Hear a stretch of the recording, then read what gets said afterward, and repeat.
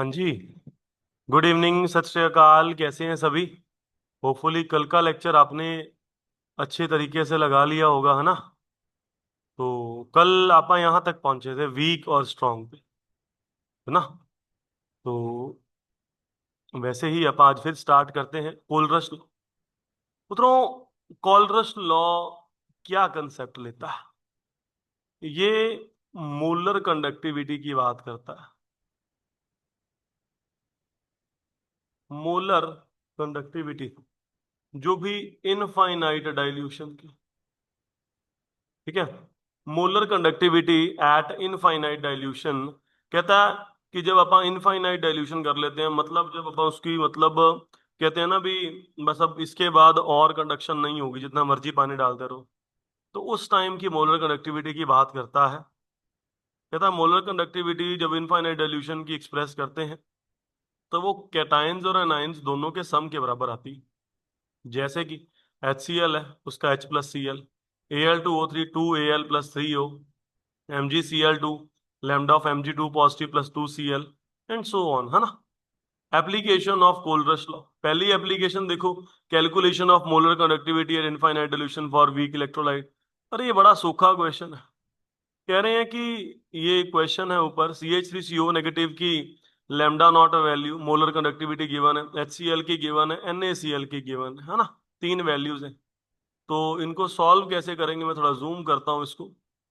अब पूछी गई है लैम्डा CH3COOH की, जिसकी फाइंड करनी हो, पेपर के लिए इंपॉर्टेंट क्वेश्चन है ये। तो लैम्डा CH3COONA, इसको लिखिएगा। सर Na फालतू आ गया, कोई बात नहीं, H चाहिए, लैम्डा HCl लिखो। सर Cl फालतू आ गया, Na और Cl फालतू है, माइनस लैम्डा ऑफ NaCl कर दो। छोटे होते प्लस माइनस करते थे ना, तो CH3COH निकालना है, ये और ये आ गया, ये एक्स्ट्रा आया था, माइनस कर दिया। तो CH3CONA की वैल्यू 91, HCl की वैल्यू सर 4 to 5.9, है ना? और NaCl की वैल्यू 1 to 6.4। ठीक है, आई थिंक प्लस माइनस आपको करना आता है, जो कि 390.5 बन जाएगा, है ना? बहुत एक इजी सा क्वेश्चन था। अगला, calculation of degree of dissociation. Sir alpha निकाल, डिग्री ऑफ डिसोसिएशन अल्फू, ये lambda M upon lambda naught, molar conductivity किसी भी कंसेंट्रेशन की अपॉन इनफाइनाइट डाइल्यूशन। ठीक है। अगेन, सॉल्युबिलिटी या डिसोसिएशन कांस्टेंट के की वैल्यू निकालनी है। सर ये होती है C∝² अपॉन 1 माइनस अल्फा, फॉर्मूले हैं। Calculation of solubility of less soluble salts, के इंटू 1000 अपॉन मोलैरिटी, के इंटू 1000 अपॉन मोलैरिटी लेते थे, या सॉल्युबिलिटी लेंगे? क्लियर, सॉल्युबिलिटी निकालने का फॉर्मूला है जी।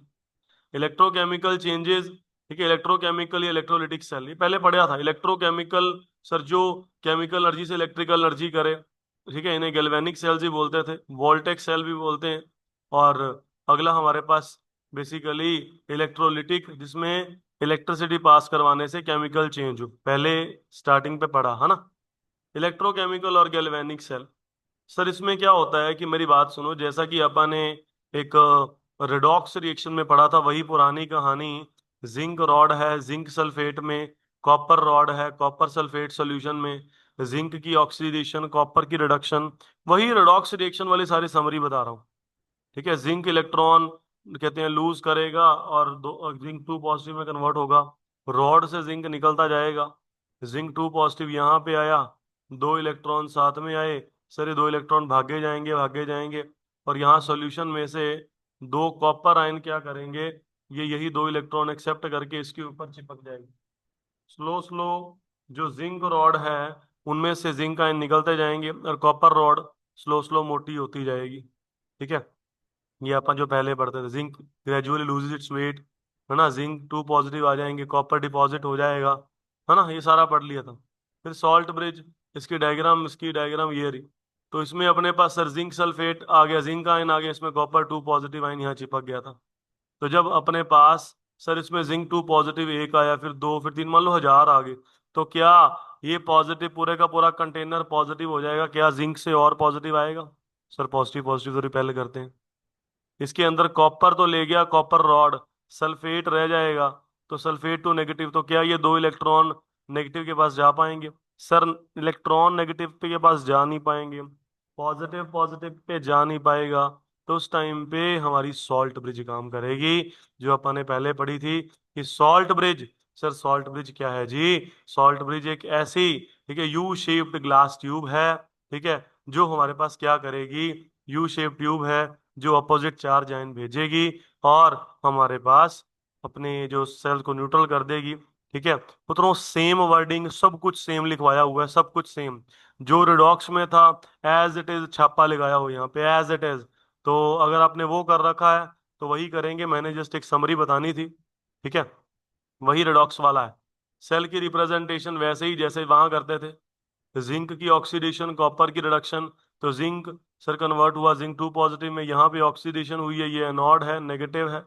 कॉपर की रिडक्शन कॉपर 2 पॉजिटिव से 2 कॉपर में कन्वर्ट हुआ, ये कैथोड है, पॉजिटिव है जी, रिडक्शन हुई है। ये बीच में दो लाइनें सर सॉल्ट ब्रिज की हैं, किसकी हैं जी? Salt bridge. अगर ये सिल्वर होता तो सर यहाँ पे 2 Ag 2 Ag आ जाते, क्यों? क्योंकि सर जब अपन कहते हैं भी कॉपर 2 पॉजिटिव से 2 इलेक्ट्रॉन आए थे, सिल्वर में 1 ही होता है, तो 2 इलेक्ट्रॉन कैंसिल करने के लिए 2 से मल्टीप्लाई करना था पूरी इक्वेशन को। जब पूरी इक्वेशन को मल्टीप्लाई करेंगे तो जो ये Ag वगैरह होंगे ये भी 2 से मल्टीप्लाई हो जाएंगे, एज शोन। निकल AgNO3, इनका भी देखो सेल तैयार है। जिंक HCl, उनका भी देखो सेल तैयार है। तो ये सेल तैयार करने देखने हैं। Electrode potential and EMF of galvanic cell. Electrode potential और ईएमएफ ऑफ गैल्वेनिक सेल की कहानी समझते हैं।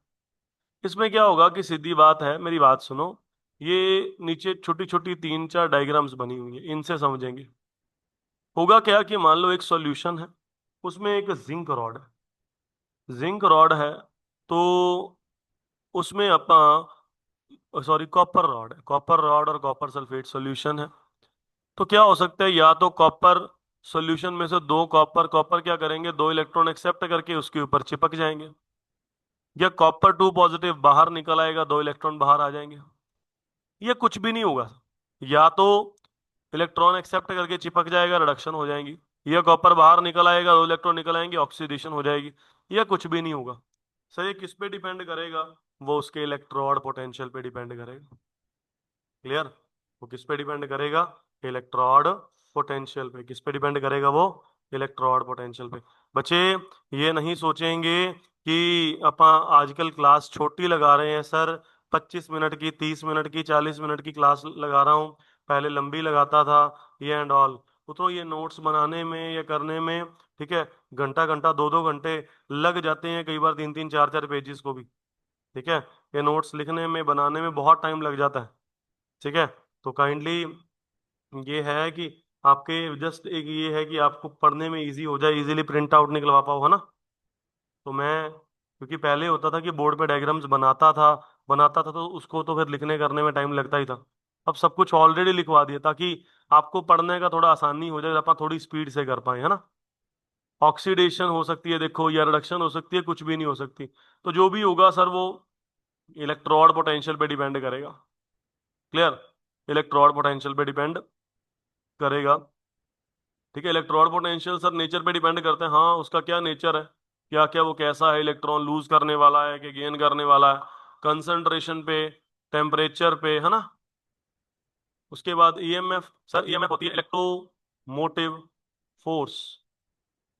What is it? ये क्या हो गया? ये क्या हुआ, कैसे हुआ, क्यों हुआ? ईएमएफ, ये होती है इलेक्ट्रोमोटिव फोर्स। ओ, इतने बड़े रंग हो गए बाबूआ। हाँ जी, इलेक्ट्रोमोटिव फोर्स होगी। ये क्या होगी, यहाँ से कलर करते हैं पूरी लाइन कलर होती है, अच्छा। ये थोड़ा ब्लर्ड है ना, ये देखो पूरी लाइन हो जाती है। अच्छा, पला है। ईएमएफ होगी इलेक्ट्रोमोटिव फोर्स। सर ये कैसे निकालते हैं, राइट वाले सेल माइनस लेफ्ट वाला सेल। मैंने अभी बात करी थी, जिंक वाला, कॉपर वाला, है ना, बीच में सॉल्ट ब्रिज प्रेजेंट है, यहाँ जिंक था, राइट साइड कॉपर है, copper minus zinc, cathode minus anode, ऐसे ईएमएफ निकालते हैं। और ईएमएफ सर हमेशा रिडक्शन पोटेंशियल वैल्यूज में ही कैलकुलेट करनी है। रिडक्शन पोटेंशियल वैल्यूज में, क्यों? सर एक को तो कन्वेंशन मानना ही पड़ना था, एक को तो कन्वेंशन में मानना ही पड़ना था। किसको सर? या तो ऑक्सीडेशन को या रिडक्शन को। एक को तो कन्वेंशन में मानना ही पड़ना था, या ऑक्सीडेशन को मानना पड़ना था, या रिडक्शन को मानना पड़ना था। तो अपन ने फिर रिडक्शन को कहते हैं भी कन्वेंशन मानी, क्योंकि आपको पता है 5 रुपए माइनस या $5 माइनस 5 रुपए का आपको नहीं पता। सर पता है जी, 80 से मल्टीप्लाई कर देंगे निकल जाएगा आंसर में। मैंने कब बोला कैनेडियन डॉलर? मैंने बताया ही नहीं, डॉलर बताया। कौन सा डॉलर है ये बताया ही नहीं। तो यही है कि एक फिक्स करनी पड़ेगी। Then we have to take a single value and our books और our latest convention says about the reduction potential values, so we are considering the reduction potential values. Clear? ठीक है। ईएमएफ और potential difference. EMF उतर जब circuit open है, कोई current flow नहीं कर रहा, ओपन सर्किट, तब निकाली जाती है। ये जब सर्किट क्लोज है, इलेक्ट्रॉन घूम रहे हैं, तब निकाली जाती है। ये मैक्सिमम होगी, ये मैक्सिमम से थोड़ी सी कम होगी, क्योंकि आपको पता है कि सर्किट क्लोज है तो रास्ते में इलेक्ट्रॉन कहीं ना कहीं टकराएंगे, है ना?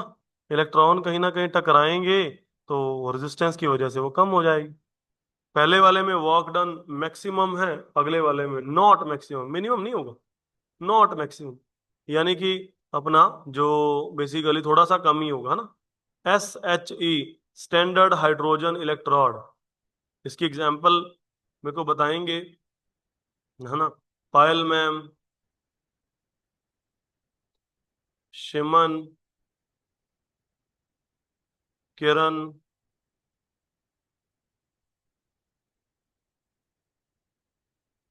मैं नेम भूल गया, सरबजीत, हाँ सरब, है ना? मुस्कान भी है ऑनलाइन, ठीक है। अदिति भी है, काफी बच्चे हैं वैसे तो। और जो ये अपने रेगुलर वाले बच्चे हैं 4 हैं। तो बता रहा हूँ, बाजार में चीज लेने जाते हो कुछ भी, तो किलो के भाव में लेके आते हो ना, मीटर, कोई भी चीज, कपड़ा मीटर में लेके आते हैं, किलो के भाव में लेके आते हो।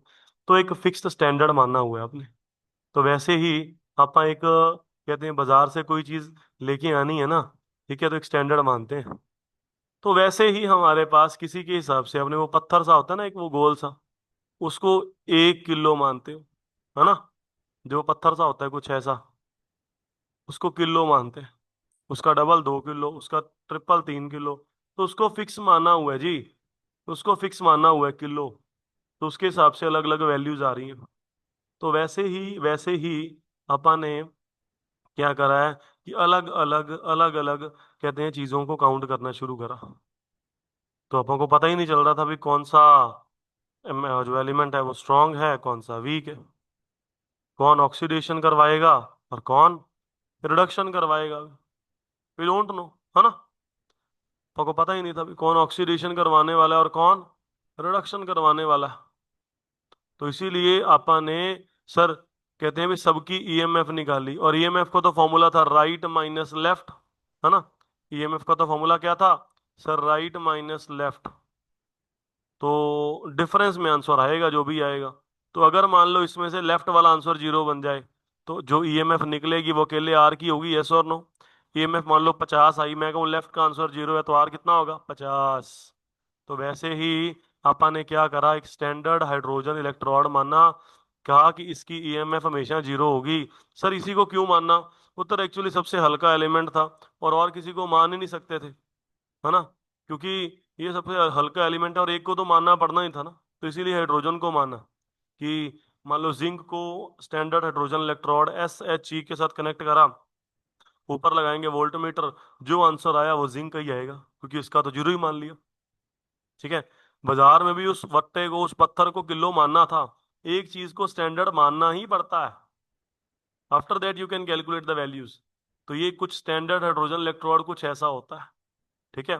इसमें ये प्लेटिनम फॉयल है, फाइनली डिवाइडेड, इसमें हाइड्रोजन प्रेजेंट है, ठीक है, प्लेटिनम फॉयल, ठीक है। ये इसमें कॉपर वायर है, हाइड्रोजन गैस बबल करी गई है, क्लियर? तो हाइड्रोजन गैस बबल करी गई, सारी वर्डिंग बीच में लिखी हुई है। तो एस एच ही है सर, ये दोनों काम कर लेता है, एनोड ही बन जाता है, कैथोड ही बन जाता है। एनोड होगा 2 इलेक्ट्रॉन लूज कर देगा, ऑक्सीडेशन करवा लेगा। कैथोड होगा 2 इलेक्ट्रॉन गेन कर लेगा, रिडक्शन करवा लेगा, ठीक है। ये देखो, जिंक के साथ इसकी अटैचमेंट करवाई, ऊपर लगाया सर वोल्ट मीटर, देखो ऊपर वोल्ट मीटर लगाया, सर आंसर आया वोल्ट मीटर में 0.76। कितना आया? 76। तो अपन को पता right minus left, hydrogen minus zinc, hydrogen minus zinc, sir hydrogen को तो जीरो ही मानते हैं, जिंक कितना आ गया? 0.76। कितना है? 0.76। कॉपर लगाएं, कॉपर का आंसर आ जाएगा।